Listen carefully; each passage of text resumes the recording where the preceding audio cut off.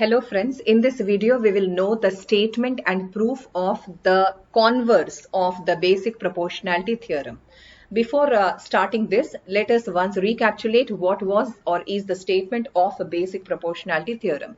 According to basic proportionality theorem, in a triangle, if a line is drawn parallel to one side, intersecting the other two sides in distinct points, then the line divides the other two sides in the same ratio.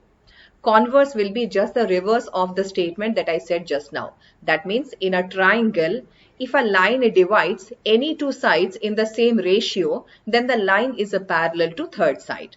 So we will start by writing the statement given to find or given to prove, and then we will proceed with the proof of the theorem. The statement goes like this: if a line divides any two sides of a triangle in same ratio, then the line is parallel to third side. So given to us that AD divided by DB is equal to AE divided by EC. With this information, we have to prove that line joining D and E, that is a DE, is a parallel to BC.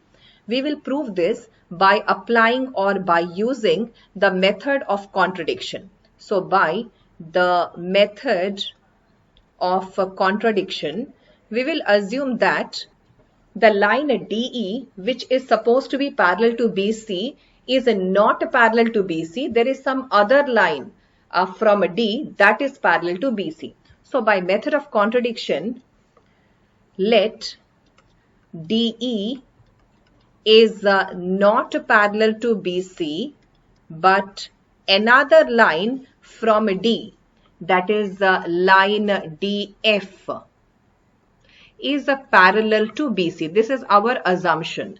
So, but line DF is a parallel to BC. Now, since we have chosen by construction DF parallel to BC, by basic proportionality theorem, in a triangle, if a line is parallel to one side, intersecting the other two sides in distinct points D and F, the line DF divides the other two sides in the same ratio. So AD by DB must be equal to AF by FC. This is by applying the basic proportionality theorem or Thales theorem. Now, one of the ratio that is given to us in the question is we call it as equation 1, and another that we got through our assumption is equation 2. So trying to bring out some conclusion from equation 1 and 2. Observe that equation 1 and 2's left hand side, that is AD by DB, is the same.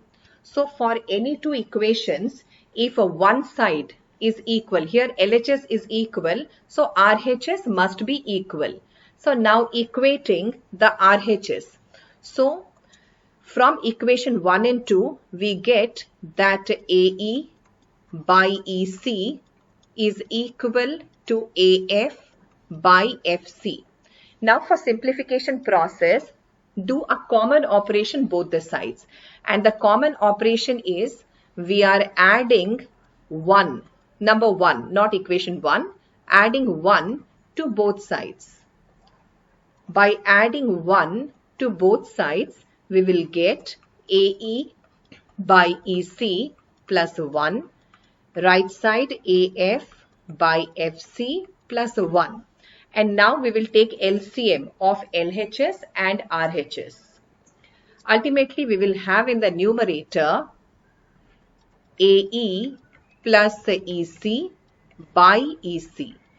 And in the right hand side numerator, we will have AF plus FC by FC.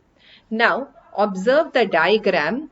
AE plus EC is AC, and AF plus FC is also AC. So, we have AC by EC equal to AC by FC. Now we can cancel the like terms either sides, and since the numerators are cancelled by 1 or AC table, the numerators are equal, so denominators must be equal. So this implies we get EC is equal to FC. So EC is a line segment, FC is a line segment. For any two line segment, if one end is the same and they are of equal length, the other end also must be same. So since C is common, so E and F also should be same. So here we will give a conclusion that therefore the points E and F coincide. Since they lie on the same line, they coincide. And then we will give our conclusion since we assumed that DF parallel to BC. This assumption goes wrong. Why? Because F and E are same points. So F and E are same. So if DF is parallel to BC, this will imply that DE is parallel to BC, and hence it is proved.